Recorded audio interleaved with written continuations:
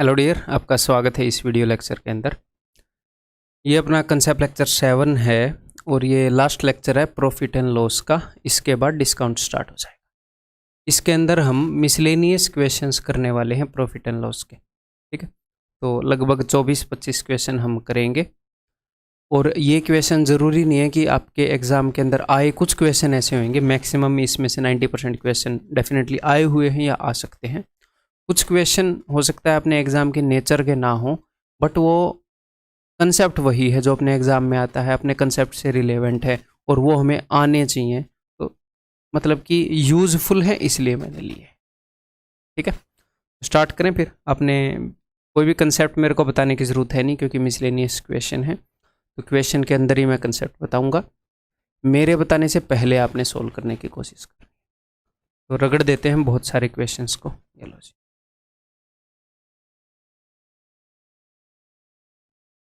करो। Bicycle dealer incurs an expense of ₹800 for producing every bicycle. हर एक cycle बनाने में उसे 800 रुपये का खर्चा आ रहा है। He also incurs an additional fix expense of ₹30,000 per month. और हर महीने उसका एडिशनल 30,000 का खर्चा भी है, क्योंकि भाई दुकान भी किराए पर ले रखी होगी, दुकान का किराया ही मान लो। वैसे जो भी खर्चा हो हमें क्या लेना देना। He sells each bicycle at ₹1500। If he can produce and sell 200 bicycle in that month, he made a profit of. अगर वो 200 बाइसिकल बनाकर बेच देगा तो उसे कितना प्रॉफिट होगा। तो देख लेते हैं। देखो, एक साइकिल उसका खर्चा है एक साइकिल में 800 और वो बेच रहा है 1500 की, तो प्रॉफिट कितना हो जाएगा एक साइकिल पर? 700 रुपये, ठीक है। और ऐसी ऐसी कितनी बाइसाइकिल उसने बेच दी? ऐसी ऐसी उसने 200 बाइसाइकिल बेच दी, ठीक है। तो यहाँ पर 1,40,000 उसे फ़ायदा हो जाएगा। लेकिन इसमें से 30,000 का उसका खर्चा भी है, उसने पहले ही बताया है। ओवरऑल उसको प्रॉफिट कितना होएगा? 1,10,000। बहुत ईजी क्वेश्चन है। मिसलेनियस का मतलब ये नहीं है कि मुश्किल क्वेश्चन यहाँ पर होंगे, यानी कि ऐसे क्वेश्चन होंगे जिनको हम किसी टाइप के अंदर नहीं पुट कर पाए, स्पेसिफिक किसी टाइप के नहीं थे, मैंने यहाँ पर डाल दिए मिक्स। कुछ ईजी होंगे, कुछ मॉडरेट होंगे, कुछ मुश्किल होंगे, ठीक है जी। बहुत ही ईजी क्वेश्चन था। मैंने 1,40 मार दिया, मतलब 1,10 निकालने के बाद भी। भगवान बचाए ऐसी गलती से। इसको कैसे ठीक करेंगे? निकालने के बाद भी गलत मार रहे। तो आंसर इस ऑप्शन से। ये बताओ, a dealer manufactures chairs and sell each chair at ₹120। हर एक चेयर वो 120 रुपये में बेचता है। हर एक चेयर का कॉस्ट प्राइस जो है वो 80 रुपये है, तो यानी कि एक चेयर पर वो 40 रुपये बचा रहा है। It also cost him ₹12,000 per month which is independent of the number of chair. मतलब जितनी भी वो चेयर बनाएगा उससे इंडिपेंडेंट है, चाहे कितनी भी चेयर बनाए उसे 12,000 का खर्चा होना है। तो किराया मान सकते हो, ठीक है जी, जो भी मान लो। If he can sell all the chairs that he manufactured in a month, अगर वो सारी चेयर बेच सकता है जो भी वो बनाता है। How many chairs he has to manufacture in a month to avoid loss. उसको नुकसान अगर अवॉइड करना है तो कितनी चेयर बनानी चाहिए? तो नुकसान अगर अवॉइड करना है तो एटलीस्ट उतना तो कमाए जितना उसका खर्चा है, ठीक है। एक चेयर पर वो कितने कमा रहा है? एक चेयर पर वो 40 रुपये कमा रहा है। 80 में खरीद कर 120 में बेच रहा है, ठीक है। और 12,000 उसका फिक्स्ड खर्चा है, ठीक है जी। तो कम से कम 12,000 तो कमाए ताकि उसका किराया वगैरह जो भी है वो निकल जाए। तो एक चेयर पर वो 40 कमा रहा है, तो 12,000 कमाने के लिए उसे टोटल 300 चेयर बनाकर बेचनी पड़ेंगी। तो मिनिमम अगर 300 चेयर बेच देगा तो भाई साहब नो प्रॉफिट नो लॉस। 300 से अगर कम बेचेगा तो नुकसान, 300 से जितनी भी ज़्यादा बेचेगा वो फ़ायदा वो उसकी जेब में। तो यहाँ पर आंसर क्या है? That is option C. Clear है? इजी क्वेश्चन है। ये बताओ, a manufacturer of a certain item can sell all he can produce at the selling price of ₹60. It cost him ₹40 on materials and labor to produce each item. उसके total 40 रुपये लगते हैं और वो 60 रुपये में बेच सकता है, तो उसको 20 रुपये फ़ायदा होता है हर एक आर्टिकल के साथ।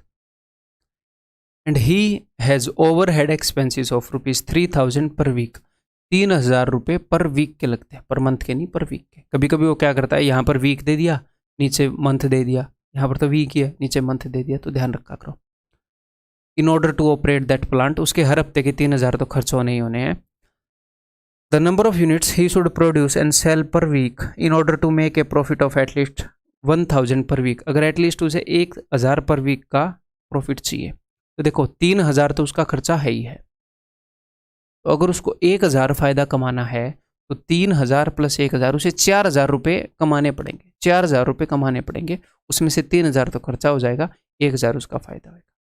4,000 रुपये का प्रॉफिट कमाना पड़ेगा, सेलिंग प्राइस नहीं बोल रहा, प्रॉफिट, फायदा, मुनाफा। 3,000 प्लस 1 4,000, तो 4,000 रुपये का उसे प्रॉफिट कमाना पड़ेगा।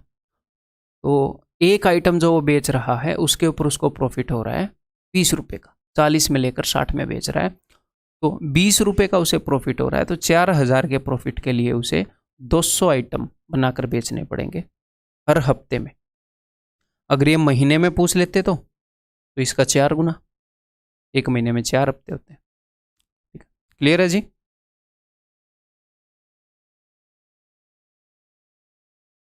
ये बताओ, अब देखते हैं बताओगे कि नहीं।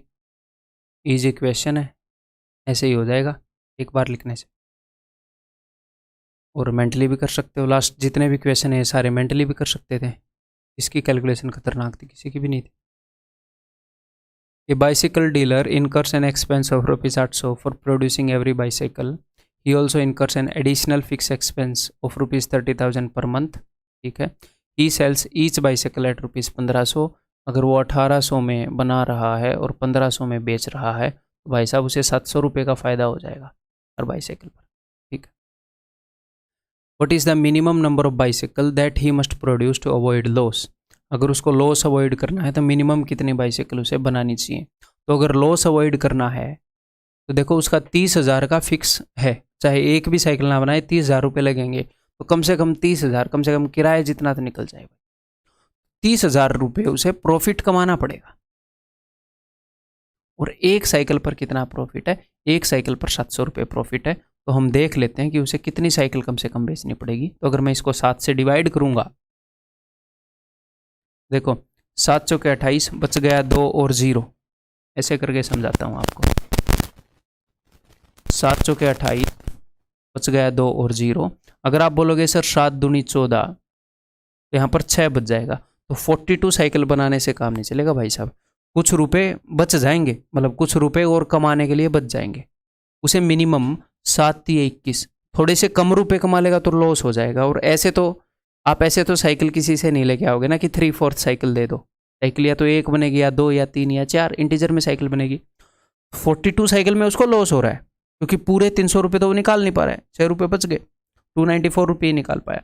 तो 7 या 21। आप बोलोगे सर यहाँ पर तो उसने एक्स्ट्रा रुपये कमा लिया, तो लॉस अवॉइड करना है, लॉस नहीं होना चाहिए किसी भी कीमत पर, भले ही 1-2 रुपये का प्रॉफिट हो जाए।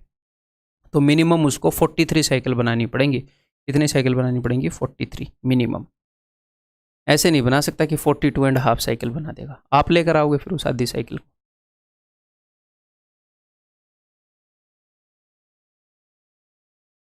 ये करो, ये बताओ। A bicycle dealer incurs an expense of ₹1,000 for producing every bicycle. Moreover, he has a fixed expense of 10,000 every month. ठीक है जी। Assume that the dealer can sell all the bicycles that he can manufacture in the same month. If अच्छा, जितने bicycle वो बना सकता है सारी बेच सकता है, और हर एक बाइसाइकिल उसको 1,000 रुपये में पड़ती है, 1,000 रुपये में बनती है। ठीक है, 10,000 रुपये उसका खर्चा है महीने का पक्का। साइकिल कितनी भी बनाए अदर अलग से फिक्स्ड है। If 400 bicycles are manufactured and sold in a month, he will get a profit of 60,000. What should be the selling price of each bicycle? ठीक है, तो उसको प्रॉफिट कितने का हो रहा है? 60,000 का। अब 60,000 का प्रॉफिट कैसे हुआ होगा बताओ? जो भी उसके खर्चे हैं उसको निकाल कर 60,000 रुपये उसके हाथ में बचे होंगे, तो उसने कितने कमाए होंगे? उसका 10,000 का फिक्स खर्चा है, तो उसने पक्का 60 + 10 70 कमाए होंगे। 70 कमाए होंगे, उसमें से 10 यहाँ पर चले गए, 60 उसका प्रॉफिट हो गया। 70,000 उसने एज ए प्रॉफिट कमाए होंगे। सेलिंग प्राइस से रेवेन्यू इकट्ठा किया ये मैं नहीं बोल रहा, प्रॉफिट जो बचत है वो 70,000 की होगी। 10,000 उसने किराया दे दिया, 60,000 जेब में। ठीक है, तो टोटल 70,000 उसने प्रॉफिट कमाया है। पता नहीं उसने कितनी साइकिल बेची है।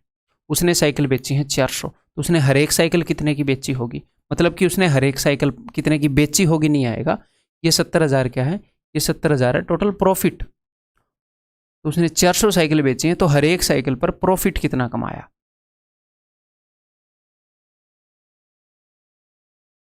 ठीक है, 175 रुपये प्रॉफिट कमाया। तो हर एक साइकिल का कॉस्ट प्राइस कितना है, 1000 रुपये। इतना उसने क्या कमाया, इतना उसने कमाया प्रॉफिट। तो 1175 रुपये में बेच रहा है जी हर एक cycle.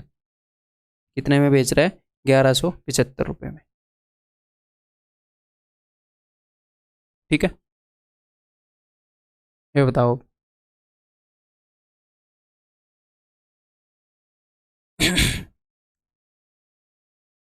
A bicycle dealer incurs an expense of rupees 1000 for producing every bicycle. Moreover, he has a पुराने वाला इक्वेशन है, 10,000 का खर्चा है। ठीक है, इसके बाद क्या है, if he gets a profit of rupees 50,000 in a month by selling each bicycle at rupees 1100, how many bicycles did he manufacture in that month. तो ये क्वेश्चन डिफिकल्ट नहीं है, बस आपको शांति से ये सोचना है कि मैं कहाँ से शुरू करूँ, शांति से, है ना। तो 10,000 रुपये उसका एक्सपेंस है, और भाई साहब उसको जो प्रॉफिट हुआ है वो 50,000 का हुआ है, यानी कि 50,000 प्लस 10,000 उसने 60,000 रुपये कमाए होंगे। 10,000 उसने खर्चे में दे दिए, 50,000 रुपये अपने जेब में रख लिए, तो टोटल 60,000 रुपये का उसने प्रॉफिट कमाया है जी। तभी उसको 50,000 का प्रॉफिट बचा जेब में। तो 60,000 का प्रॉफिट अगर उसने कमाया है, वो कर क्या रहा था, और पूछा गया है कितनी साइकिल बनाई, तो हर एक साइकिल उसको 1,000 रुपये में पड़ रही है, 1100 में वो बेच रहा है, एक साइकिल के ऊपर उसको 100 रुपये बच रहे हैं, टोटल रुपये उसको 60,000 बचे हैं। तो टोटल कितनी साइकिल बनाई होंगी, टोटल उसने 600 साइकिल बनाई होंगी। यहाँ पर आंसर इस ऑप्शन डी। क्लियर, समझ में आ गई बात। बेसिक अंडरस्टैंडिंग है, कुछ भी नया कंसेप्ट इसमें नहीं लगाना पड़ रहा, बस स्टेटमेंट को समझना पड़ रहा है। बेसिक अंडरस्टैंडिंग इतनी होनी चाहिए ना हमारे अंदर। अब ये बताओ, बढ़िया क्वेश्चन है ये, देखता हूँ आप करोगे कि नहीं।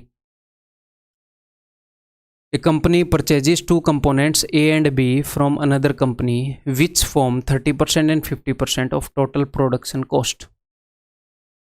एक कंपनी क्या करती है, कहीं से दो कंपोनेंट खरीद कर लाती है दूसरी कंपनी से, एक components A and B from another company, एक कंपोनेंट है ए, एक है बी। ठीक है, which form 30% and 50% of total production cost. तो टोटल उनकी कुछ कॉस्ट है प्रोडक्शन की, ये कुछ कंपोनेंट क्या होते हैं, पार्ट्स खरीद के मोटरसाइकिल बेच रहे हो या क्या बेच रहे हो, हमें नहीं पता। तो वो दो कंपोनेंट लाती है, तो टोटल वो जो भी प्रोडक्ट बना रहे हैं, जो कंपोनेंट ए वो ला रही है वो 30% टोटल प्रोडक्ट की कॉस्ट के बराबर आ रहा है, और बी जो है वो टोटल प्रोडक्ट की कॉस्ट के 50% के बराबर आ रहा है। तो इनके कुछ अदर एक्सपेंस भी होंगे, कुछ अदर कॉस्ट भी होंगी, इसको मैं ओ सी लिख दूँ, अदर कॉस्ट। तो 50 और 30, 80 और 20%। यहाँ पर हो सकता है आप ना समझे हो, मैं फिर से बताता हूँ। हो क्या रहा है, एक कंपनी परचेजिस टू कंपोनेंट्स, मान लो ऐसी कौन सी चीज़ है तो जो दो चीज़ों से बनती है। ट्यूबलाइट मान लो, ट्यूबलाइट में एक तो ये वाला हिस्सा होता है ये, और एक इसके अंदर ऐसे वो ट्यूबलाइट डलती है। तो मान लो ये कंपोनेंट ए है, ये कंपोनेंट बी है, मैं दो कंपोनेंट खरीद रहा हूँ, और किसी तरह से भाई मैं इसके ऊपर सजावट भी कर रहा हूँ, या फिर मेरा लेबर जो है वो ट्यूबलाइट को उठा कर ला रहा है, या जो भी है। तो ये कंपोनेंट जो टोटल मेरे को कॉस्ट पड़ रही है पूरे प्रोडक्ट की जो मैं बेच रहा हूँ मार्केट के अंदर, उस टोटल कॉस्ट में कंपोनेंट ए की कॉस्ट है 30%, कंपोनेंट बी की कॉस्ट है 50%, और 20% मान लो मेरी लेबर है। एक जगह से ये आ रहा है, एक जगह से ये आ रहा है, और वो उनको जोड़ रहे हैं कमरे में बैठकर, और फिर वो दुकान पर लाके बेच रहे हैं, वो 20% कॉस्ट है। तो टोटल जो प्रोडक्शन कॉस्ट है, कंपोनेंट ए की कॉस्ट उसमें 30% है, बी की 50%, अदर जो भी कंपोनेंट्स हैं, अदर जो एक्सपेंसन है, अदर एक्सपेंसेस हैं, वो 20%।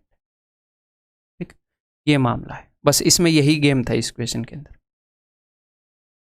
कि क्या गेम था कि ये दोनों मिलाकर पूरी कॉस्ट नहीं बनाते, ये 30% कॉस्ट बनाता है, ये 50% कॉस्ट बनाता है, 20% कॉस्ट रह जाती है। ठीक है, if the cost of A and B increases by this much and this much percentage, current gain is this.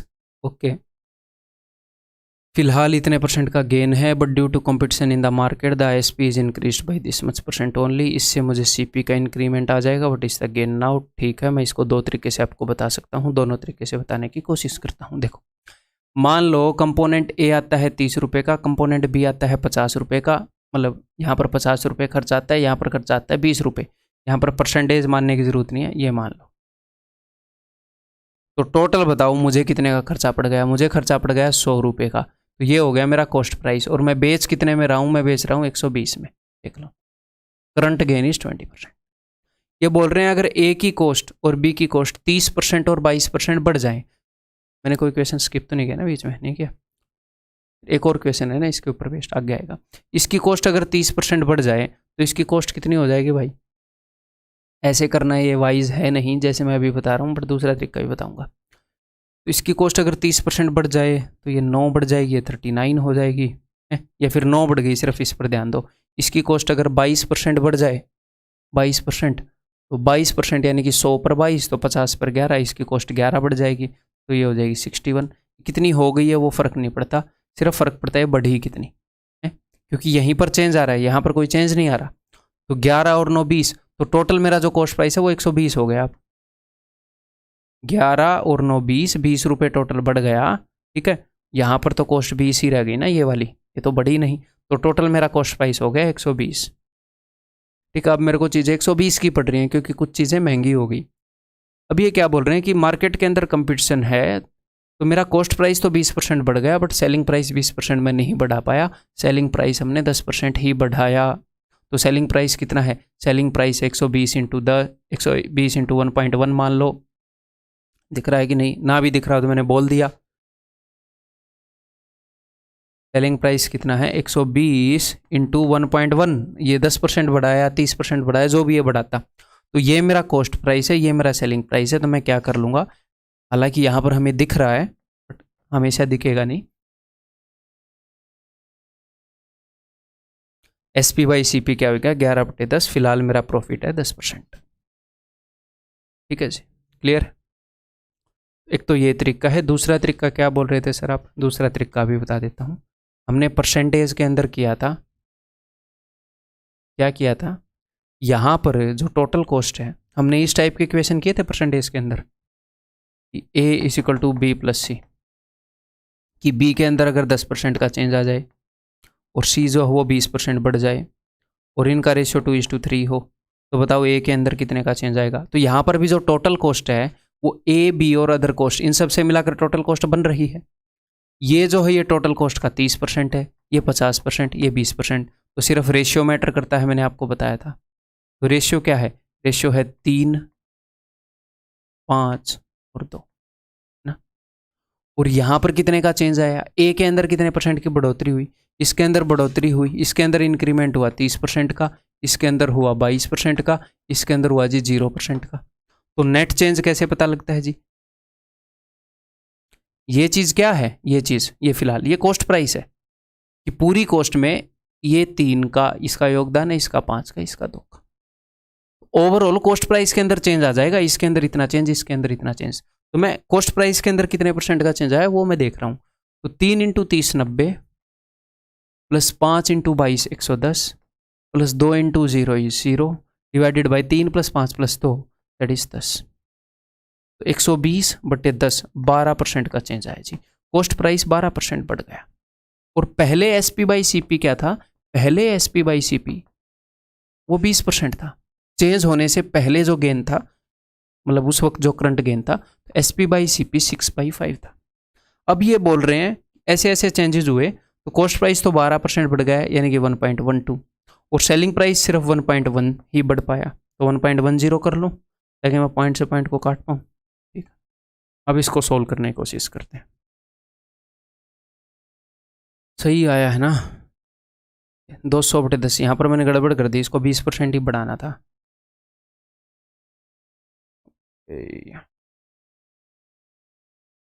ये 20% हुआ है, 20%, 200/10 20, तो यहाँ पर ये 1.20 आ जाएगा। ठीक है, 6 कम 6, 6 दूनी 12, 11/10। तो 11/10 का क्या मतलब है? SP/CP फिलहाल 11/10 है, यानी कि 1 का फायदा है 10 पर, यानी कि 10% का प्रॉफिट है। ठीक है भाई, क्लियर है? अब इसको करो।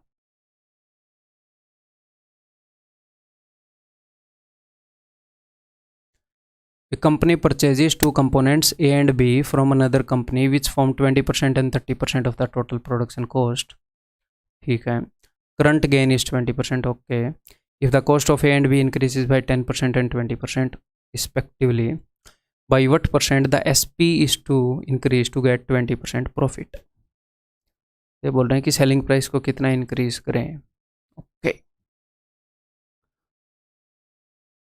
पहले तो यहाँ तक की सिचुएशन समझ ले। फिलहाल गेन 20% है, ठीक है जी, यानी कि SP/CP 6/5 है। अब इन्होंने क्या बोला है कि ए और बी इंक्रीज हो गए तो उसके कारण क्या होगा, कॉस्ट प्राइस में कुछ चेंज आया होगा। तो इन्होंने SP/CP बता रखा है,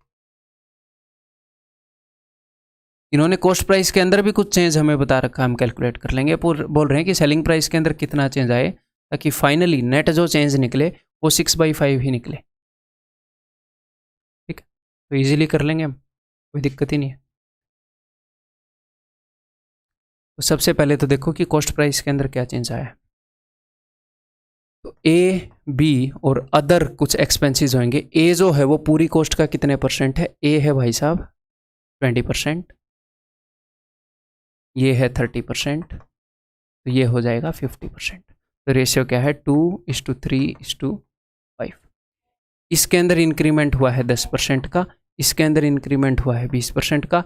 जहां पर इंक्रीमेंट नहीं हुआ वहां पर मत लिखा करो बेशक से। फाइनल टोटल इंक्रीमेंट क्या होगा कॉस्ट प्राइस के अंदर, 2 × 10 20, 3 × 20 60 डिवाइडेड बाई, यहाँ पर क्यों नहीं लिखना क्योंकि जीरो आएगा गुणा करके, 5 और 3 8 और 2 10। अब जीरो आएगा तो ये नहीं कि 5 को इंक्लूड नहीं करोगे।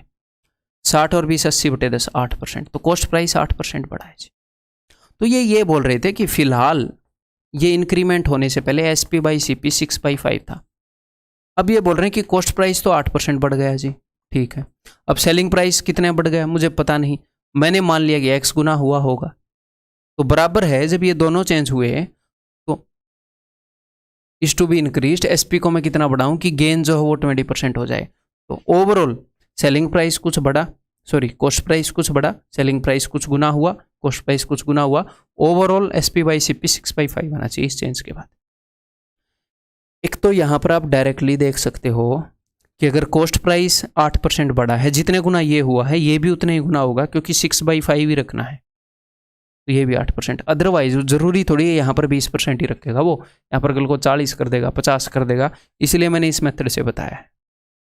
अदरवाइज तो आप समझ ही गए कि 6/5 से 6/5 गया, एक्स की वैल्यू आ गई 1.08, यानी कि सेलिंग प्राइस एक्स गुना हुआ था 1.08 गुना हुआ था, यानी कि वो भी 8% बढ़ा था।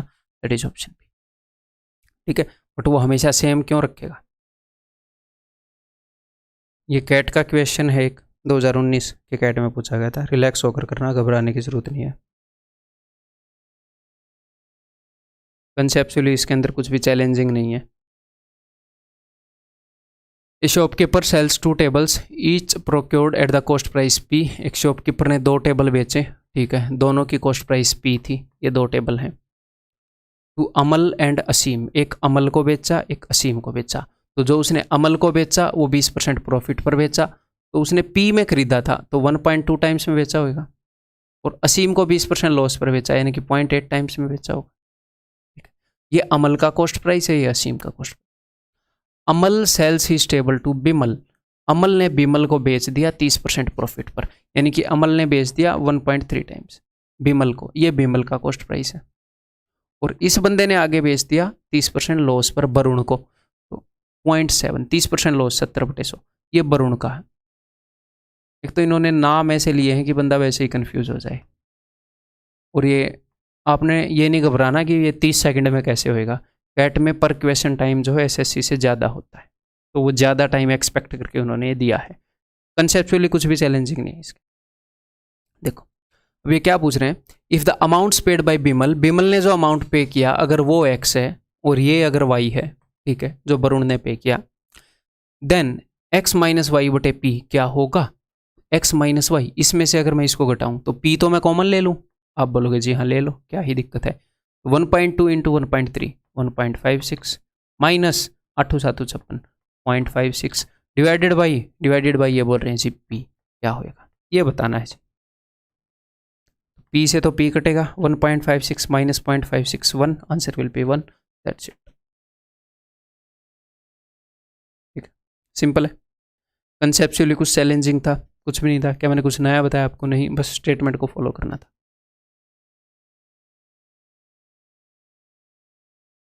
ये बताओ, the manufacturer of a table sells it to a wholesaler dealer. ये भी कैट का क्वेश्चन है, 2017 में पूछा गया था, बहुत ही इजी है। तो कोई भी क्वेश्चन ऐसे नहीं होता कि ये टीयर 1 का क्वेश्चन है, टीयर 2 का क्वेश्चन है, कैट का है, एसएससी का है। मतलब एक क्वेश्चन के ऊपर आप लेबल नहीं लगा सकते, उस एक क्वेश्चन को वो कहीं पर भी पूछ लेगा तो क्या आप केस कर दोगे उसके ऊपर? नहीं कर सकते। तो जो हमारे सिलेबस में है, जिस नेचर के, जिस टाइप के, जिस डिफ़िकल्टी के क्वेश्चन हमारे सिलेबस में है, वो सारे हमें आने चाहिए।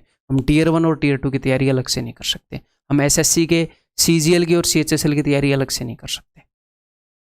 अब क्या बार लगाओगे अपने ऊपर कि अब सीएचएसएल लेवल का हो गया, सीजीएल का रहने दो, आप ऐसे लगा ही नहीं सकते ना। तो आपको मैथ्स की अंडरस्टैंडिंग जो रिलेवेंट है वो बढ़ानी पड़ेगी। यानी कि जो मैं आपको पीडीएफ दे रहा हूँ, रिपीट रिपीट रिपीट रिपीट, वहीं से क्वेश्चन आएंगे। जब एग्ज़ाम पास आए या फिर आपका सिलेबस 60% के लगभग हो जाए, मॉक टेस्ट देने स्टार्ट करो, अटेम्प्टिंग स्ट्रेटजी बनाओ कि जो आपको आता है उसको आप अटेम्प्ट कर पाओ अच्छे से, एग्ज़ाम क्लियर करो। दो ही वो है, पहले सीखो क्लासेस से, उसको रिपीट करो, बहुत ज़्यादा प्रैक्टिस हो जाए, स्ट्रेटजी मॉक के थ्रू बनाओ, और उसी चीज़ को फिर एग्जाम हॉल में जाकर रिपीट करो। A manufacturer of a table sells it to a wholesale dealer at a profit of 10%. The wholesale dealer sells it to the, तो मैन्युफैक्चरर ने, मान लो फाइनली इन्होंने क्या पूछा है, मैन्युफैक्चरिंग कॉस्ट बताओ, तो मैन्युफैक्चरिंग कॉस्ट मान लो x रुपए थी, तो मैन्युफैक्चरर ने कितने रुपए में बेच दिया होलसेल डीलर को? 10% प्रॉफिट पर, तो 11/10 गुणा इतने में बेच दिया। इतने में होलसेल डीलर ने खरीदा, उसने जितने में भी खरीदा उसने उससे 30% प्रॉफिट पर बेच दिया, इतने में बेच दिया। अब इस बंदे ने जितने में भी खरीदा, इसने आगे 50% प्रॉफिट में बेच दिया। देखो ग्राहक को कितना महंगा पड़ रहा है। ठीक, इज द कस्टमर पेज, और कस्टमर को फाइनली ये कितने में पड़ा? 4290, दैट्स इट। बहुत ही इजी क्वेश्चन। तो काटते हैं जी, 13 3 39, 13 3 39, 11 3 33, तो ये पड़ जाएगा 2 के आगे 3 0, यानी कि 2000 का, मैन्युफैक्चरर को 2000 का पड़ाता है।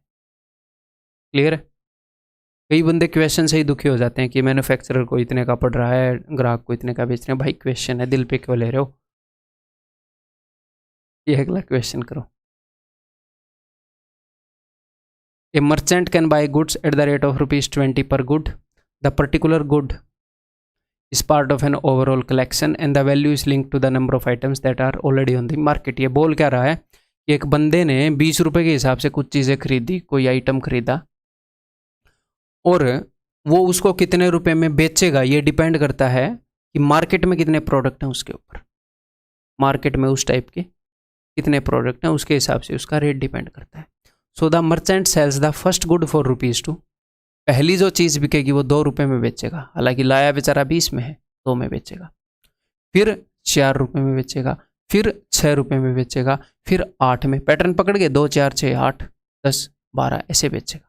धीरे धीरे महंगा होता जाएगा, मार्केट में सप्लाई कम होती है। If he wants to make an overall profit of at least 40%, अगर वो ओवरऑल एटलीस्ट 40% का प्रॉफिट कमाना चाह रहा है, तो what is the minimum number of goods he should sell. तो देखो पहला प्रोडक्ट 2 में बिकेगा, दूसरा 4 में, 6 में, 8 में, 10 में।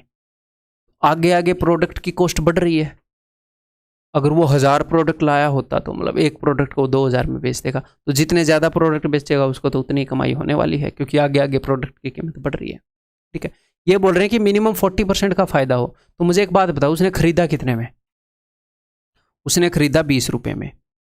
तो ये एवरेज प्राइस है, एवरेज प्राइस यानी कि एक चीज़ 20 रुपये में पड़ रही है उसको on an average. Selling price उसका वेरी कर रहा है, चेंज हो रहा है, लेकिन उसका एवरेज सेलिंग प्राइस क्या होना चाहिए, इससे 40% ज़्यादा होना चाहिए। एक गुड का एवरेज सेलिंग प्राइस इससे 40% ज़्यादा होना चाहिए। तो इसका 40% क्या है जी, 8 रुपये। तो उसका सेलिंग प्राइस 28 या 28 से ज़्यादा होना चाहिए ना, 28 या 28 से ज़्यादा, तभी उसको 40% फायदा होगा। तो ये क्या बन रही है, ये बन रही है भाई साहब एपी। एपी बन रही है कि नहीं, अरिथमेटिक प्रोग्रेशन, 2 का गैप, 2 का गैप, 2 का गैप, 2 का गैप। ठीक है, तो मैं क्या चाह रहा हूं, देखो उसका ये क्या होना चाहिए, ये उसका होना चाहिए average price, average selling price. तो ये जो एपी बन रही है, किसी भी एपी की एवरेज कैसे आती है, एवरेज आती है first plus last item divided by 2 या फिर मिडल टर्म। ठीक है, ये मान लो लास्ट आइटम है जो उसने बेची, ये उसका प्राइस है। एवरेज प्राइस अगर मुझे 28 चाहिए, एवरेज प्राइस 28, तो फिर सम कितना चाहिए, एवरेज प्राइस अगर मुझे 28 चाहिए तो फर्स्ट और लास्ट वाले की एवरेज भी 28 होनी चाहिए। तो फर्स्ट और लास्ट की अगर एवरेज 28 है तो उनका सम कितना होना चाहिए, 28 दूनी 56, फर्स्ट और लास्ट का। अगर ये 2 है तो 56 माइनस 2 54। ये जो लास्ट आइटम है 54 में एटलीस्ट बिकना चाहिए, यानी कि एटलीस्ट इतने आइटम तो वो बेचे। इसके बाद अगर और बेच देगा तो अगला आइटम 56 में बेचेगा तो उसको और ज़्यादा प्रॉफिट होएगा। इन्होंने बोला था एटलीस्ट 40%, तो एटलीस्ट ये पहला आइटम है, ये दूसरा आइटम है, ये तीसरा आइटम है, कौन सा आइटम है, 2 इंटू 27, ये 27वां आइटम है। एटलीस्ट 27 आइटम तो बेचे, 27 से कम बेचेगा तो 40% फायदा नहीं होगा। ठीक है, एटलीस्ट उसको 27 आइटम्स बेचने पड़ेंगे। क्लियर है,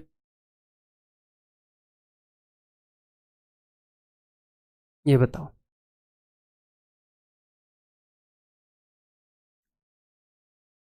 Sachin sold 2 products, a keyboard and a mouse for ₹5328। ठीक है, ये सेलिंग प्राइस है, सेलिंग प्राइस का सम है। If he sold keyboard at a profit of 22%, piece of mouse का क्या मतलब है, mouse at a loss of 20%, then find the, ठीक है, इसमें इतना फ़ायदा हुआ, इसमें इतना फ़ायदा हुआ, then find the overall profit or loss in rupees. The cost price of keyboard is equal to selling price of piece of mouse. तो कीबोर्ड का कॉस्ट प्राइस है वो माउस के कॉस्ट प्राइस के बराबर है। ठीक है, तो ये हमने इक्वेट करना है इसके अंदर। ठीक है, और सेलिंग प्राइस गिवन है। तो कीबोर्ड को उसने कैसे बेचा है, कीबोर्ड को उसने बेचा है, अगर उसने 100 का लिया तो उसने 122 का बेच दिया कीबोर्ड। ये कॉस्ट प्राइस है, ये सेलिंग प्राइस है। और माउस के बारे में क्या हमें जानकारी है, 20% लॉस पर, यानी कि 100 का लिया तो 80 में बेच दिया, या 20% यानी कि 1/5, अगर 5 का लिया तो 4 का बेच दिया, है ना। ऊपर वाले को भी काट सकते हो जरूरत पड़े तो। The cost price of keyboard is equal to selling price of piece of mouse. तो कीबोर्ड का जो कॉस्ट प्राइस है वो माउस के एसपी के बराबर है, यानी कि 100 जो है इस 4 के बराबर है, तो बराबर करना पड़ेगा। तो नीचे वाले को 25 से गुणा करूँ ताकि 2500 के 100 हो जाए, तो 2500 के 100, 25 पंजे 125। अब जो उसने कंडीशन दी थी वो सेटिस्फाई हो गई। इन वैल्यूज को आपस में यूज कर लो, कोई फर्क नहीं पड़ता। उसने क्या बताया, उसने दोनों के सेलिंग प्राइस का सम बताया आपको। उसने 222 यूनिट की वैल्यू बताई है ये, और पूछे कितने यूनिट की वैल्यू है, वो बोल रहा है कि ओवरऑल प्रॉफिट और लॉस कितने रुपए हुआ। ठीक है, देख लेते हैं। यहाँ पर उसको कितने का फायदा हुआ, यहाँ पर उसको 22 रुपये का फायदा हुआ, और यहाँ पर उसको 25 रुपये का नुकसान हुआ। तो उसको 3 रुपये का नुकसान हो रखा भाई साहब। तो 222 यूनिट की वैल्यू वो है, 1 यूनिट की वैल्यू क्या होएगी ये, और 3 यूनिट की वैल्यू क्या होएगी ये। बस ये निकाल लो, काम खत्म। यूनिट डिजिट दो के सेम ही निकल, अलग अलग हैं, देखते हैं। 3, 111 क्या होता है, 111 अगर आपको पता हो तो 37 ये होता है। मैं इसको 111 इंटू 2 देख रहा हूँ, 111 को मैंने काटा 37 इंटू 2, 2 से इसको काटूँ, 2 दूनी 2 छिक्के 2 छिक्के 2 चौके, नीचे 7 है, तो कितने पर जाएगा, 7 दूनी 14, यूनिट डिजिट 2 आएगा, वो 2 में है। अगर ये 100 पर जाता 37 तो ये 3700 होता, तो 100 से तो छोटा है, तो 72 ही होएगा। देखो ये 7 है, कटेगा पक्का, ये तो पता है क्योंकि कोई भी ऑप्शन पॉइंट में नहीं है।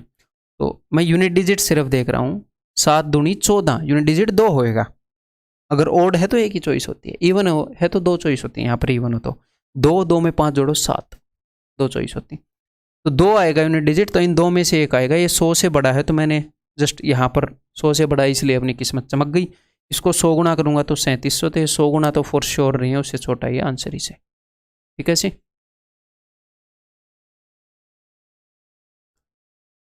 Shopkeeper sold a t-shirt and a trouser to its customer. Cost price of the t-shirt is 40% more than the selling price of the trouser. ठीक है, देखते हैं कहाँ से करना स्टार्ट करना पड़ेगा.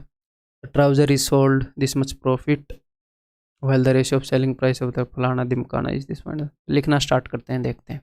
कई बार क्वेश्चन क्या होते हैं, मतलब लिखना स्टार्ट करेंगे फिर पता लगेगा.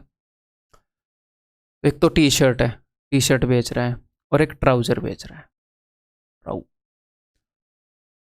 Shopkeeper sold a t-shirt and trouser to its customer. Cost price of t-shirt is 40% more than selling price of trouser. तो ये cost price है जी, ये selling price.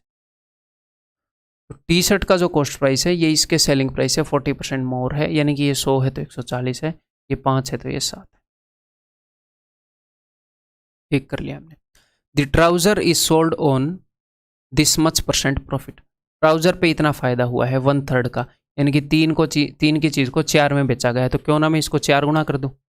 3 की चीज़ को 4 में बेचा गया है तो 4 पंजे 20, 4 सत्ते 28. तो 3 की चीज़ को 4 में बेचा गया है, 4 पंजे 20, 3 पंजे 15. चलो इन वैल्यूज़ को तो हम यूज़ कर सकते हैं आपस में. While the ratio of selling price of T shirt to the trouser. T shirt और ट्राउज़र की सेलिंग प्राइस का रेशियो है 5:4. ये 4 का 5 गुना है तो ये 5 का 5 गुना 25 होएगा. ठीक है जी, ये भी हमने कर लिया. यानी कि सारी वैल्यूज़ को हम आपस में यूज़ कर सकते हैं. Find the overall profit or loss %. तो यहाँ पर कितने का प्रॉफिट हुआ उसको, -3 का. और यहाँ पर कितने का प्रॉफिट हुआ, +5 का. ओवरऑल उसे 2 रुपये का प्रॉफिट हुआ. कितने पर, ये हो गया जी 30 और 13 43 पर. एक में ही है 43, 43 तो आएगा ही नीचे, हमें पता है पक्का. तो एक में ये, नहीं तो इंटू 100 कर लेते हैं. First trader calculates profit % on cost price while second trader calculates his profit % on selling price. Okay. Both sells their article at the same price. दोनों का SP सेम है. And both claims to gain a profit of this much %. दोनों को इतना profit हो रहा है. तो पहले तो ये प्रॉफिट % बहुत ही गंदा सा है, इसको मैं फ्रैक्शन में बदलना चाहूँगा. जज साहब मुझे इजाज़त दें. 17.5 क्या होता है, 35/2. मैं 100 से डिवाइड कर रहा हूँ. 5 7 5 20. कई बच्चे बोलेंगे फिर क्या मैं इसको याद कर लूँ, फिर मैं 18.5 दूंगा अगले क्वेश्चन में, वो याद कर लेना. फिर मैं 19.5 दूंगा, फिर मैं 20.5, 21.5. कितने याद करोगे. तो जो याद करने लायक थे वो मैंने बता दिए हैं, इनको रटना नहीं है. 100 से डिवाइड करो, आ जाए. ठीक है. तो 40 रुपये के ऊपर 7 रुपये का फायदा. तो पहले वाला कॉस्ट प्राइस पर देख रहा है पहले वाला ट्रेडर. ठीक है, यानी कि अगर कॉस्ट प्राइस 40 है तो 7 का फायदा, अगर कॉस्ट प्राइस 40 है तो सेलिंग प्राइस 47 है. दूसरे वाला सेलिंग प्राइस पर देख रहा है, यानी कि अगर सेलिंग प्राइस 40 है तो उसे 7 का फायदा हुआ, तो 40 में से 7 गए, वो 33 का लाया होगा. अब ये नहीं है कि 40 इधर और 47 इधर लिख दोगे, फिर तो नुकसान हो गया. फिर तो नुकसान हो गया ना जी. ये सेकंड ट्रेडर है अपना. ट्रेडर पागल है, सेलिंग प्राइस पे निकाल रहा है. तुम थोड़ी ना पागल हो, करना तो फायदा ही है ना उसको. तो 40 के ऊपर 7 का फायदा हो रहा है. ये सेलिंग प्राइस है, प्रॉफिट है, तो कॉस्ट प्राइस 33. ओके जी, इसने सेलिंग प्राइस सेम बताया है दोनों का, तो कर देंगे सेम. ऊपर वालों को 40 से मल्टीप्लाई करेंगे, नीचे वाले को 47 से. ओके, कापूचित रहे. और ऊपर वाले में प्रॉफिट कितना था, 7 रुपये का था. तो यहाँ पर मैं प्रॉफिट लिख देता हूँ यार, इनका प्रॉफिट को भी मैं 40 से गुना कर देता हूँ. नीचे वाले में प्रॉफिट कितने का था, 7 रुपये का था, इसको 47 से मल्टीप्लाई किया था. क्लियर है.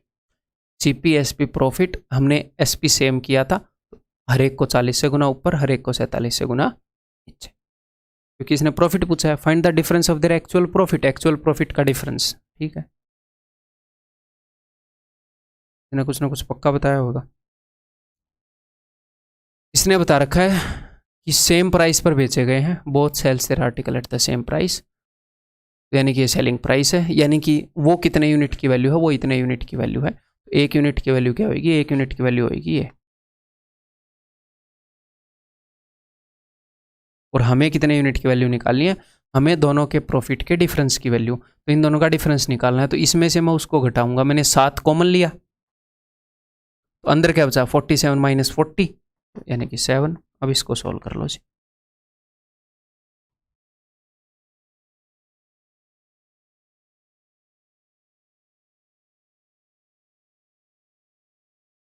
उनचास तो नहीं, 98. Answer is option C. ठीक है,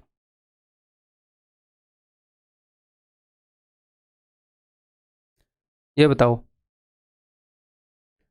शांति से क्वेश्चन को करोगे तो इजीली हो जाएगा, कोई दिक्कत नहीं आएगी। In a market the price of medium quality mango is half that of good mango. एक मीडियम क्वालिटी का मैंगो है और एक गुड क्वालिटी का मैंगो है। इनका जो प्राइस है मीडियम क्वालिटी वाले का हाफ है। अगर ये 1 रुपये का आ रहा है तो ये 2 रुपये का आ रहा है। रेशो उसने बता दिया। इस शॉपकीपर बायस 80 kg गुड मैंगो। अच्छे मैंगो लाया 80 kg और गंदे मैंगो या फिर मीडियम मैंगो लाया 40 kg। ये क्या है, ये क्वांटिटी है कि कितने kg लाया। ठीक है जी, from the market then sells all these at a common price which is 10% less than the price at which he bought the good once.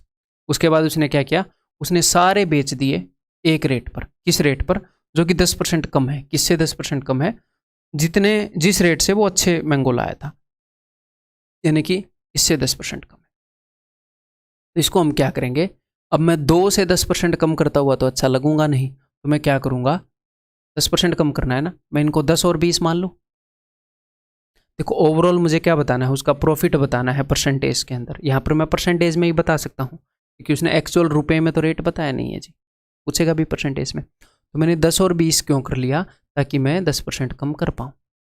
और कितने किलो लाया एक्चुअल में वो फ़र्क नहीं पड़ता, सिर्फ उनका रेशियो मैटर करता है। एक्चुअल में वो मैटर ही नहीं करता। 1 किलो लाया 2 किलो लाया, इतना करके भी क्वेश्चन सॉल्व हो जाएगा। तो क्या करो, वो 10 रुपये के लाया मीडियम वाले, गुड मैंगो लाया 20 के, बेच कितने में रहा है, बेच रहा भाई साहब 18 में, इससे 10% कम, 18 रुपये में बेच रहा है सारे। SP/CP कर लेता हूँ, तो सेलिंग प्राइस कितना है उसका 18 रुपये। टोटल कितने मैंगो बेच रहा है, 2 और 1 3 किलो मैंगो, सारे के सारे 18 में बेच दिए। खरीदे कितने में, ये देखो 1 किलो मैंगो 10 रुपये में खरीदे तो यहाँ पर 10 रुपये खर्चे, 2 किलो मैंगो 20 रुपये में खरीदे, यहाँ पर 40 रुपये खर्चे, तो टोटल 50 रुपये खर्चे हैं भाई साहब ने। 18 3 54, तो 4 का फायदा हुआ है 50 पर, तो 100 पर 8 का, 8% प्रॉफिट कमा रहा है। ठीक है,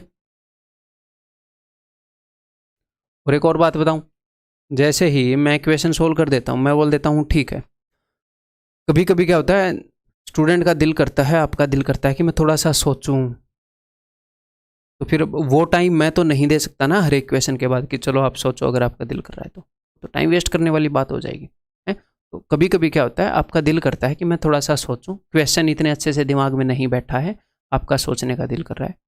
बहुत ही नेचुरल बात है और बहुत ही बढ़िया बात है, सोचना चाहिए, सोचने का दिल कर रहा है, क्लियर कर लेना चाहिए सब कुछ, कोई दिक्कत नहीं है। सीखने में टाइम लगता है, आपको क्या लगता है कि सीखने की कॉस्ट क्या है। मान लो आपने एक कोर्स परचेज किया है, तो आपने कॉस्ट दी है, किस चीज़ की कॉस्ट दी है, आपने कॉस्ट दी है कोर्स की, यानी कि मेरी एक्सपर्टीज़ की, मेरे एक्सपीरियंस की, मेरी नॉलेज की, उन चीज़ों की, कोर्स के अंदर जो कंटेंट है उस चीज़ की। ये उस चीज़ की कॉस्ट है कि वो आपके पास हो गया, अब आपने इसको सीखना है, तो लर्न करने की कॉस्ट फिर से देनी पड़ेगी। क्या, कि टाइम देना पड़ेगा, और क्या, एनर्जी या एफर्ट देने पड़ेंगे। यहाँ पर क्या, मनी। तो लाइफ के अंदर आप कोई भी चीज़ कभी भी लेना चाहोगे ना, तो आपको इन तीनों में से कोई एक, कभी कोई ज़्यादा कभी कोई कम, ये चीज़ें देनी होती हैं, मनी, टाइम एंड एनर्जी।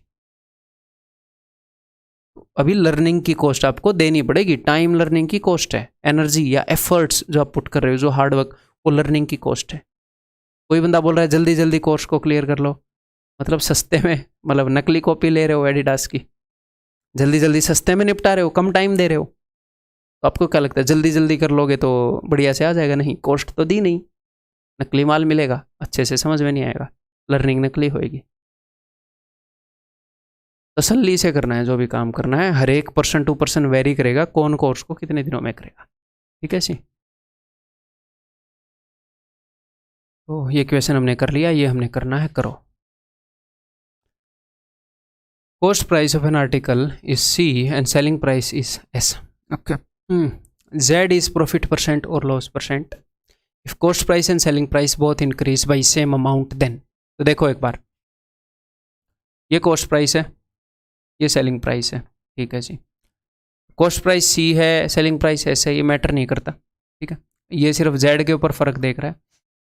जो इनका प्रॉफिट परसेंट है, प्रॉफिट परसेंट या लॉस परसेंट जो भी है, देखो प्रॉफिट परसेंट होएगा तो सेलिंग प्राइस क्या हो जाएगा, कॉस्ट प्राइस से बड़ा हो जाएगा। अगर लॉस हो गया तो सेलिंग प्राइस क्या हो जाएगा, कॉस्ट प्राइस से छोटा हो जाएगा। Doesn't matter. मान लो ये लॉस परसेंट है, ये प्रॉफिट परसेंट है, जो भी है। इसने बोला कॉस्ट प्राइस और सेलिंग प्राइस दोनों बढ़ गए, ऐसे दोनों सेम अमाउंट से बढ़ गए, तो जो प्रॉफिट या लॉस है वो क्या होता है, प्रॉफिट या लॉस होता है difference between SP and CP. Selling price और कॉस्ट प्राइस के बीच में जो डिफरेंस है वही फायदा या नुकसान होता है। अगर सेलिंग प्राइस ज्यादा है तो फायदा हो गया, जितना ज्यादा है उतना फायदा हो गया। कॉस्ट, अगर सेलिंग प्राइस कम है, कम में बेचा, तो जितना कम है उतना नुकसान हो गया। तो अगर दोनों को सेम बढ़ाओगे तो दोनों के बीच में सेम डिफरेंस होएगा। मैं और आप मान लो 50 किलोमीटर की दूरी पर खड़े हैं, हम दोनों एक ही डायरेक्शन में, आप भी 5 किलोमीटर चले जाओ, मैं भी, तो डिस्टेंस तो उतना ही रहेगा। तो दोनों को सेम बढ़ाओगे या सेम घटाओगे तो डिफरेंस तो उतना ही रहेगा। यानी कि क्या होएगा, जो प्रॉफिट या लॉस जो भी था, जितने भी रुपए का था वो उतने ही रुपए का रहेगा, ठीक है। लेकिन कॉस्ट प्राइस तो बढ़ गया, अगर दोनों को बढ़ा रहे हैं तो कॉस्ट प्राइस तो बढ़ गया। और प्रॉफिट और लॉस की परसेंटेज किसके ऊपर निकालते हैं, कॉस्ट प्राइस पर निकालते हैं। तो प्रॉफिट और लॉस की वैल्यू तो सेम रही, लेकिन जिस चीज का वो परसेंटेज है वो बढ़ गया, बड़ी वैल्यू का है, अब वो कम परसेंटेज हो जाएगा ना। मान लो आपको प्रॉफिट पहले भी 100 रुपये हो रहा था, आज भी 100 रुपये हो रहा है। पहले 100 रुपये प्रॉफिट हो रहा था 1000 रुपये पर, आज भी 100 रुपये ही हो रहा है, उतना ही हो रहा है। और अब हो रहा है भाई साहब 1500 पर, तो परसेंटेज में तो ये घट जाएगा, क्योंकि प्रॉफिट हो उतना ही रहा है, कॉस्ट प्राइस बढ़ गया। कॉस्ट प्राइस बढ़ गया तो भैया प्रॉफिट या लॉस तो उतना ही रहा। जिस चीज़ के ऊपर उसका हम परसेंटेज कैलकुलेट कर रहे थे वो वैल्यू बड़ी हो गई, तो वो परसेंटेज में कम हो जाएगा, Z will decrease, Z will decrease. Profit percent भी घटेगा, लॉस परसेंट भी घटेगा, क्योंकि दोनों कॉस्ट प्राइस पर ही निकलते हैं। ये बताओ, the cost price of a shirt is increased by 20%, okay जी। A trader who revised the selling price of the T shirt to maintain the same profit percentage noted that he got ₹10 more in profit। देखो profit percentage क्या होता है, profit percentage SP और CP का जो ratio है वो decide करता है। एसपी और सीपी का क्या रेशियो है, ये रेशियो डिसाइड करता है। अब वो ये बोल रहा है कि कॉस्ट प्राइस 20% बढ़ गया, कॉस्ट प्राइस 1.2% हो गया। और अब वो क्या बोल रहा है, a trader who revise the selling price, उसने सेलिंग प्राइस को रिवाइज कर दिया of the shirt to maintain the same profit percent, कि सेम प्रॉफिट परसेंट होना चाहिए। तो यानी कि एसपी और सीपी का रेशियो सेम रहना चाहिए, तभी तो सेम प्रॉफिट परसेंट मेंटेन होगा। तो अगर सीपी 1.2 टाइम्स हो गया तो एसपी को भी 1.2 टाइम कर दो, क्या होएगा, इससे ये कट जाएगा, एसपी सीपी का रेशियो सेम हो जाएगा। तो अगर आपको प्रॉफिट परसेंट सेम रखना है और एसपी और सीपी में से कोई भी एक बढ़ता है तो दूसरे को उतना ही बढ़ाना पड़ेगा। और एक और कंसेप्ट बताऊं इसके अलावा, कि ऐसे कर लेते हैं, आपने ये चीज़ मैंने आपको पहले बताई है कि A = B + C। अगर इसमें से, या फिर मान लो मैं इस B को उधर भी भेज देता हूँ, A - B = C, बात तो सेम ही है ना। तो इन तीनों में से अगर कोई भी दो के अंदर सेम परसेंटेज चेंज आया है, कोई भी दो के अंदर, परसेंटेज में मैं बता चुका हूँ, तीसरे में वही परसेंटेज चेंज होएगा, इनका रेशियो जानने की जरूरत ही नहीं है, सेम चेंज आए तो ये भी 10% बढ़ी, ये भी 10% बढ़ी, तो ये भी 10% बढ़ेगी, ये दोनों 10 बढ़ी तो ये भी 10 बढ़ेगी। तो बात तो सेम ही है, ये 10 बढ़ी, चाहे माइनस हो या प्लस, बात तो सेम ही है। -5 का मतलब क्या होता है, 5 घटाने का मतलब क्या होता है कि -5 जोड़ दो। ये 10 बढ़ी, ये 10 बढ़ी, तो ये भी 10% बढ़ेगी। तो cost price plus profit = selling price, दो चीजों के सम के बराबर है ये। मान लो प्रॉफिट परसेंट सेम मेंटेन करना है तो कॉस्ट प्राइस जितना बढ़ा उतना ही सेलिंग प्राइस बढ़ेगा। मैं आपकी समझ डेवलप कर रहा हूँ यहाँ पर, क्वेश्चन को सोल्व नहीं कर रहा, क्वेश्चन तो बहुत जल्दी सोल्व हो जाए। तो कॉस्ट प्राइस के अंदर 20% चेंज आया है और सेलिंग प्राइस के अंदर मुझे मजबूरी से 20% लाना पड़ेगा, क्योंकि मैं सेम प्रॉफिट परसेंट चाह रहा हूँ। और 3 में से 2 अगर 20% बढ़ गई तो इसको भी 20% बढ़ना पड़ेगा, इसको भी 20% बढ़ना पड़ेगा। प्रॉफिट भी 20% बढ़ा है। कॉस्ट प्राइस भी पहले 5 था तो 6 हो गया, प्रॉफिट भी पहले 5 था तो 6 हो गया, सब 20% बढ़े हैं। यहां पर उसने क्या बोला है, उस बंदे ने नोट किया कि उसका प्रॉफिट जो है वो 10 रुपये ज्यादा हो गया, यानी कि जो प्रॉफिट था अगर वो पहले 5 था तो 6 हो गया, रेशियो के अकॉर्डिंग तो वो 1 रुपये ज़्यादा हुआ है, वो बंदा बोल रहा है 10 रुपये ज़्यादा हुआ है, तो रेशियो से 10 गुना है एक्चुअल वैल्यूज़। पहले प्रॉफिट 50 हो रहा था, अब 60 हो रहा था, अब 60 हो रहा है। What is the new profit? 60 रुपये। समझ में आ गई बात? तो सर ये क्वेश्चन तो काफ़ी कंसेप्चुअल है। जी हाँ, काफ़ी कंसेप्चुअल है, आपको सोचना पड़ेगा। मैंने आपको बताया है ये चीज़ें, फिर से सोचो। मैंने आपको 2 चीज़ें बताई हैं कि सीपी के कारण एसपी पर क्या असर पड़ा, वो मैंने आपको बताया है। अगर वो बोलता उसने सेम प्रॉफिट मेंटेन नहीं करनी सर, उसने तो 10% का फ़ायदा चाहिए, तो ये चीज़ें तो करवा चुका हूँ। फाइनली 11/10 होना चाहिए, यहाँ पर हो सकता है x गुना हुआ हो, निकाल लेते x, एंड फिर वो रेशियो बताता। क्वेश्चन थोड़ा सा कॉम्प्लेक्स हो जाता, कुल मिला के हो तो जाता, उसको फिर कुछ ना कुछ बताना पड़ता। SPCP का रेशियो, वो रेशियो उसने बता ही रखा था। क्यों बता रखा था उसने रेशियो? क्योंकि उसने पहले प्रॉफिट बताया है, पहले प्रॉफिट उसने नहीं बताया, उसको प्रॉफिट बताना पड़ता पहले वाला। जो भी है, जो क्वेश्चन है वो आपको समझ में आ गया। ये मोर देन एनफ है अपने एग्जाम के लिए, और कॉम्प्लेक्स नहीं करेंगे इसको, ये करने की कोशिश करो। The costs of 2 watches were in the ratio 16:23। 2 घड़ियों की कॉस्ट का रेशियो ये था। The cost of first watch increase by 10% and second by 477 रुपये, और दूसरे की कॉस्ट 477 रुपये बढ़ाई। ठीक, now the cost of new watches are in this ratio. अब जो नई कॉस्ट है, cost of 2 watches are in this ratio. तो ठीक है, पहले कॉस्ट क्या थी, इसकी 16 थी तो इसकी 23 थी। इसकी कॉस्ट को, ये 16 यूनिट है, 23 यूनिट है, एग्जैक्टली मुझे पता नहीं। तो पहली वॉच की कॉस्ट को कर दिया 1.1 टाइम, दूसरे वॉच की कॉस्ट को भाई the cost of first watch increase by, ठीक है, सेकंड वॉच की 477 रुपये बढ़ा दी। मुझे रुपए में नहीं पता, मैंने मान लिया कि ये x गुणा कर दी गई। इसको बढ़ा 10% बढ़ाने के लिए 1.1 टाइम्स किया है, ऐसे ही इसको पता नहीं कुछ परसेंट बढ़ाया गया होगा, उसके लिए इसको x गुणा कर दिया गया। और फाइनली क्या हो गई, इसमें ये चेंज आया, इसमें ये चेंज आया, तो नया रेशियो हो गया 11:20। तो मुझे x की वैल्यू पता लग जाएगी, मुझे पता लग जाएगी सेकंड कैसे बढ़ी है। तो ये जो 10 है, इस पॉइंट से नीचे एक 10 जाएगा, उस 10 से ये 0 कट जाएगा, इस 11 से 11 कट जाएगा। ठीक है, अब ये 23 ऊपर जाएगा, ये 16 अच्छा x को ऊपर भेज देते हैं, x उधर ऊपर गया, ये 2 ऊपर आया, 32/23। तो दूसरी वॉच की कॉस्ट 32/23 गुना हुई थी, यानी कि वो बढ़ी थी 9 रुपये 23 पर। अगर पहले कॉस्ट 23 थी तो 9 बढ़कर वो 32 हो गई। ठीक है, इन्होंने बताया है कि कॉस्ट जो है वो इतने रुपए बढ़ी थी, तो यानी कि ये 9 यूनिट की वैल्यू है। अगर 9 यूनिट की वो वैल्यू है तो 1 यूनिट की वैल्यू क्या हो जाएगी जी ये, और कितने यूनिट की पूछ रहा है। The price of the second watch in the beginning, वो कितना था, वो 23 रुपये था, 23 से वो 32 हुई। 9 5 45, 9 3 27, 3 3 9, यूनिट डिजिट 9 आएगा, जो कि एक में ही है, 1219। ठीक है जी,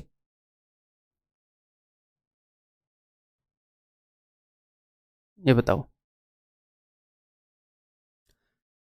बहुत ही ईजी क्वेश्चन है, इस टाइप के क्वेश्चन हम पहले कर चुके हैं, देखता हूँ आपको याद है कि नहीं। If the selling price of an article has been 2/3 times, अगर किसी आर्टिकल का सेलिंग प्राइस इतने गुना हो गया है, अच्छा this much times of the, हाँ इतने गुना हो गया है, ओरिजिनल सेलिंग प्राइस का इतने गुना हो गया, then loss percent will be converted into equal profit percent. पहले उसको जितना लॉस परसेंट हो रहा था अभी इक्वली उतना ही प्रॉफिट परसेंट हो रहा है। मुझे एक बात बताओ, ये लॉस परसेंट किस पर कैलकुलेट किया जाता है? आप बोलोगे सर सीपी पर। प्रॉफिट परसेंट किस पर कैलकुलेट किया जाता है? आप बोलोगे सर कॉस्ट प्राइस पर, सीपी पर। ठीक है, लॉस परसेंट और प्रॉफिट परसेंट सेम चीज़ की परसेंटेजेज है, सेम वैल्यू के ऊपर ये कैलकुलेट होती हैं। तो मैं ये बोल सकता हूँ कि पहले जितना लॉस परसेंट हो रहा था अभी उतना ही प्रॉफिट परसेंट हो रहा है, तो मैं यही बोल सकता हूँ पहले जितना लॉस हो रहा था अभी उतना ही प्रॉफिट हो रहा है। मान लो दोनों 5% हो रहे हैं, तो सेम वैल्यू के 5% है तो सेम ही हो रहे होंगे। ठीक है, तो पहले जितना लॉस हो रहा था आज उतना प्रॉफिट हो रहा है। क्यों? क्योंकि उसने सेलिंग प्राइस को 2/3 गुना कर दिया। अब ये 2/3 गुना 3 दूनी 6 और 2 8/3 गुणा कर दिया उसने, 8/3 गुणा कर दिया, यानी कि 3 से 8 कर दिया। तो पहले सेलिंग प्राइस 3 रुपये था, बाद में सेलिंग प्राइस 8 रुपये था। इसके कारण क्या हुआ, पहले जितना लॉस हो रहा था अभी उतना ही फायदा हो रहा है, यानी कि 3 रुपये में बेचने में जितना लॉस हो रहा है 8 रुपये में बेचने में उतना ही फायदा हो रहा है, यानी कि कॉस्ट प्राइस एग्जैक्टली इनके बीच में है। 8 और 3 11/2 यानी कि 5.5 है जी कॉस्ट प्राइस। इसमें बेचने में 2.5 का लॉस है, इसमें बेचने में 2.5 का फायदा है। तो वो क्या पूछ रहा है, find the loss percent of article if it is sold at original SP. Original SP पर बेचेंगे तो इसको लॉस हो जाएगा जी 2.5 का, ये हमने बताना है। तो 2.5 इज व्हाट परसेंट ऑफ 5.5। 5 5 25 5 11, ये कितना कम है भाई साहब, ये 6 कम है 11 पर, तो 9 छिके 54.4। अच्छा मैं पहले ही निकाल चुका हूँ कितना लॉस होगा 2.5 का, तो ये मैंने 6 निकालना नहीं चाहिए। 5 का लॉस 11 पर यानी कि 45.45। ठीक है, बताओ। इजी क्वेश्चन है काफ़ी। A man makes 500 article at ₹5 per article. He fixes the selling price such that if only 400 article are sold, he would have made a profit of 20% on the outlay. उसने rate को ऐसा fix कर दिया कि अगर खाली 400 article भी बिक गए तो उसको 20% का प्रॉफिट हो जाएगा। अब 20% के प्रॉफिट का क्या मतलब है भाई, 20% के प्रॉफिट का मतलब है कि जो भी उसका कॉस्ट प्राइस था उससे 20% ज़्यादा कम आ जाएगा, कॉस्ट प्राइस का 120% कम आ जाएगा। अगर 400 आर्टिकल भी बेच गया तो कॉस्ट प्राइस का 120% जो भी बनता है उतने रुपए निकाल लेगा। हाउएवर 80 आर्टिकल खराब हो गए, 420 ही बेच पाया, तो 400 आर्टिकल भी बेच लेता तो 120% निकाल लेता। 420 आर्टिकल बेच दिए उसने तो कितना परसेंट निकाल लिया होगा उसने कॉस्ट प्राइस का, अभी देख लेते हैं। 120 एक बेचा होता तो बटे में 400 इतना निकाला होता, 420 बेचे हैं तो इतना। दिस इज योर आंसर, अभी आपको पता लग जाएगा। 2 0 से 2 0, 4 दिए 12, 3 दूनी 6, 3 चौके 12, तो कॉस्ट प्राइस का 126% निकाल लिया उसने। तो फायदा कितना हो रहा होगा, फायदा उसको हो रहा होगा जी 26% का। इस ऑप्शन भी ठीक है जी, क्लियर है मेरे भाई। ये बताओ, if I sell a horse for 6200 and a cow for 2600 I will earn 10% profit. अगर एक घोड़े को 6200 में और काऊ को 2600 में बेच दें, यानी कि 6200 प्लस 2600 यानी कि 8800, अगर इतने में बेचते हैं, अगर ये सेलिंग प्राइस है तो 10% का फ़ायदा होगा। 10% के फ़ायदे का क्या मतलब है कि 10% ज़्यादा में बेचा जा रहा है, यानी कि 11/10 गुणा में बेचा जा रहा है। अगर मैं इसको 10/11 गुणा कर दूँ तो जो चीज़ आएगी 8000, ये क्या हो जाएगा, ये हो जाएगा जी कॉस्ट प्राइस। घोड़े का और गाय के कॉस्ट प्राइस का सम ये है, इतने में बेचने में 10% फ़ायदा हो रहा है। ठीक है जी, कॉस्ट प्राइस इतना पता चल गया। If I sell a horse for 6000 and a cow at CP then I will earn 12.5%। ये बोल रहा है कि अगर मैं घोड़े को 6000 में बेच दूं और जो काऊ है उसको कॉस्ट प्राइस पर बेच दूं, मुझे काऊ का कॉस्ट प्राइस पता नहीं क्या है, तो मुझे 12.5% का प्रॉफिट होएगा। लेकिन मुझे इतना पता है कि 12.5 का जब इसे प्रॉफिट होएगा तो ये कितने में बेच रहा होगा, इसका कॉस्ट प्राइस इतना है 8000, तो 12.5% जोड़ो यानी कि 1/8 जोड़ो इसमें 9000। 12.5 के प्रॉफिट के लिए 9000 में बेचेगा, तो 6000 plus something is equal to 9000 यानी कि 3000, यानी कि काऊ का कॉस्ट प्राइस मिल गया हमें 3000। और भाई साहब दोनों का कॉस्ट प्राइस 8000 था, तो इसमें से काऊ का 3000 है और हॉर्स का 5000 है। हाँ 5000 है। क्या पूछा इन्होंने, find the difference between cost price of each. दोनों के कॉस्ट प्राइस के बीच में कितने का डिफरेंस है, 2000 का डिफरेंस है भाई। That is your answer, option B. Clear है, ठीक है जी, आगे बढ़ते हैं।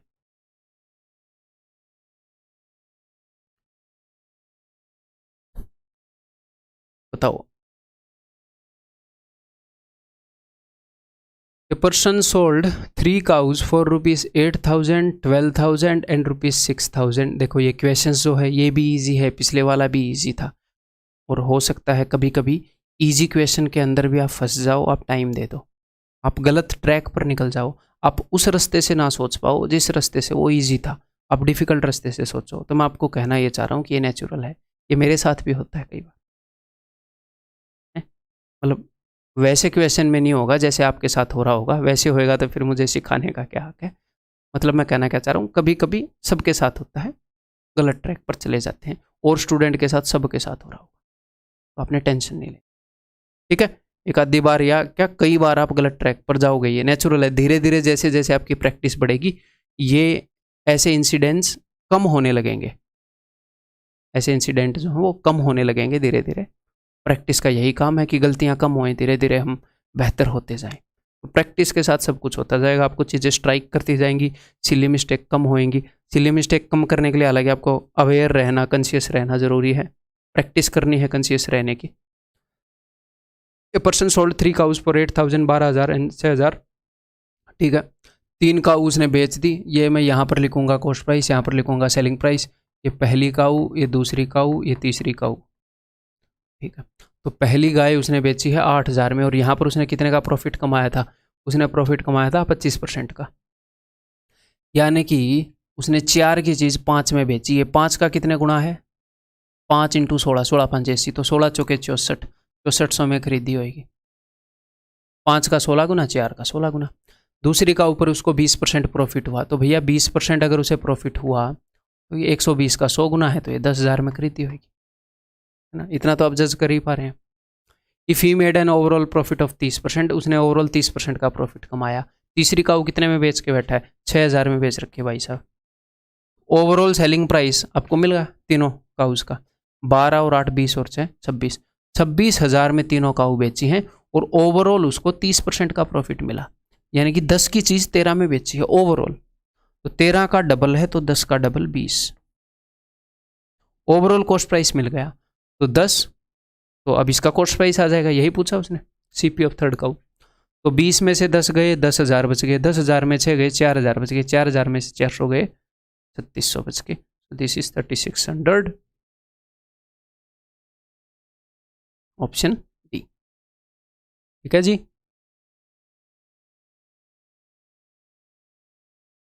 ये बताइए,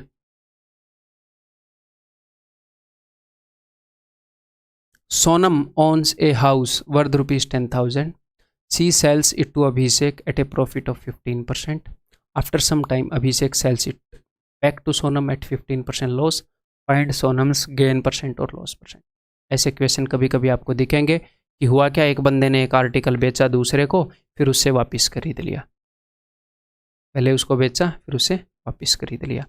तो ऐसे आपने क्या देखना है, सोनम ने क्या किया, एक तो 10,000 रुपये का घर कहाँ से लाई है मेरे को ही, सोनम ने एक घर उसको बेचा, फिर घर वापस खरीद लिया, तो घर घूम फिर के किसके पास आ गया, जब ऐसे क्वेश्चन हो सोनम के पास आ गया,